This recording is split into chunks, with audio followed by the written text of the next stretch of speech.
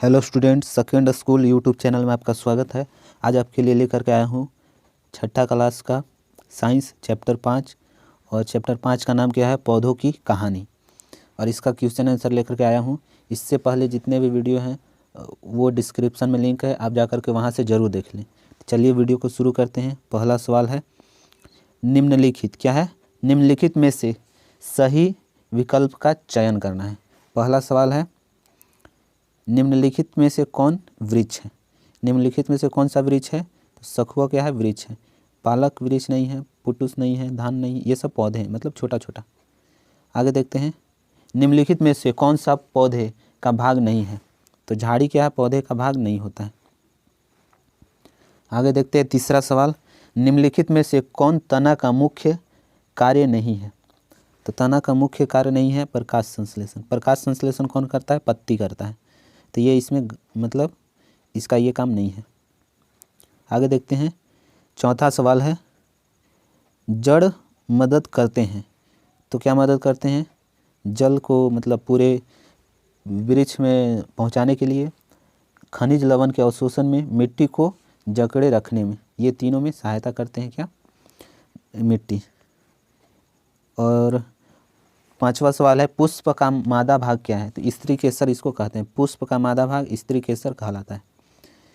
दूसरा सवाल है और इसमें क्या करना है, भरना है। दूसरा सवाल है और इसमें खाली स्थान को भरना है। तो पहला सवाल है पौधों को क्या कहते हैं, तना सहारा देता है। पौधों को तना सहारा देता है।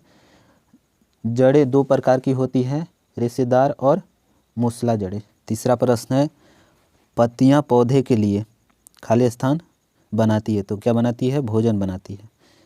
पुष्प का नर भाग क्या कहलाता है, पुंकेसर। और स्त्री भाग क्या कहलाता है, स्त्री केसर।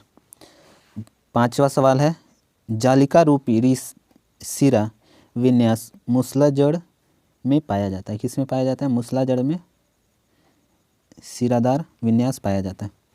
अगला तीसरा है, तीसरा में क्या करना है, मिलान करने वाला है। तो पहला का देखिए किससे मैच करेगा, मूसला जड़ें जालिका सिरा विन्यास होता है, ये हो गया पहला का। दूसरा का फूल क्या कहते हैं, जनन अंग। ये जनन अंग है। हरी पत्ती प्रकाश संश्लेषण के लिए इम्पोर्टेंट होते हैं। जड़ जल का अवशोषण करते हैं।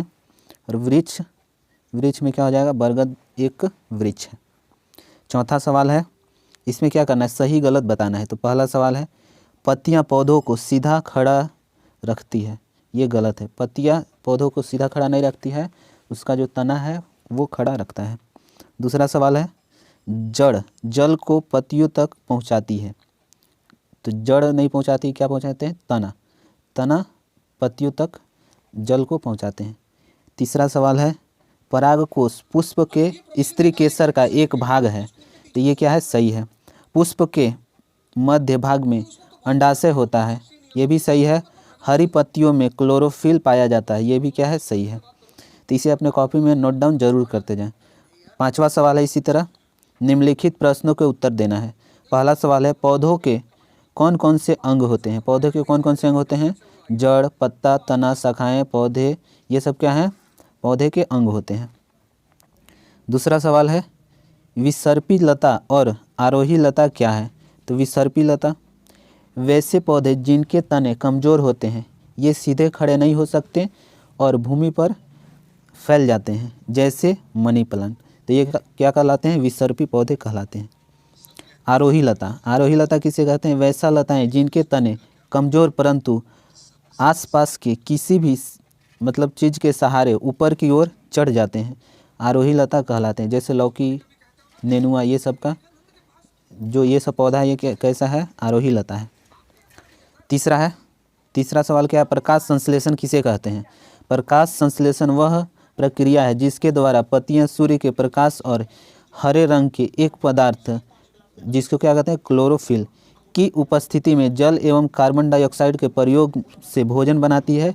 इस प्रक्रम में ऑक्सीजन उत्पादन के रूप में मुक्त होता है।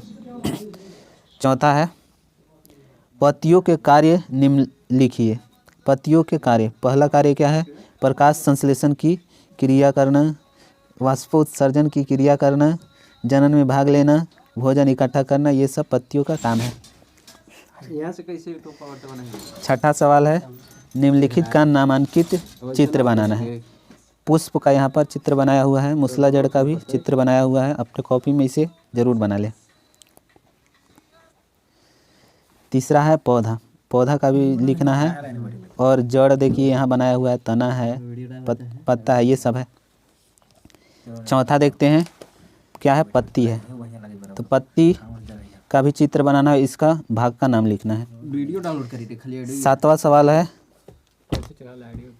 क्या आप अपने घर के आसपास ऐसे पौधों को जानते हैं जिसका तना लंबा परंतु दुर्लभ हो?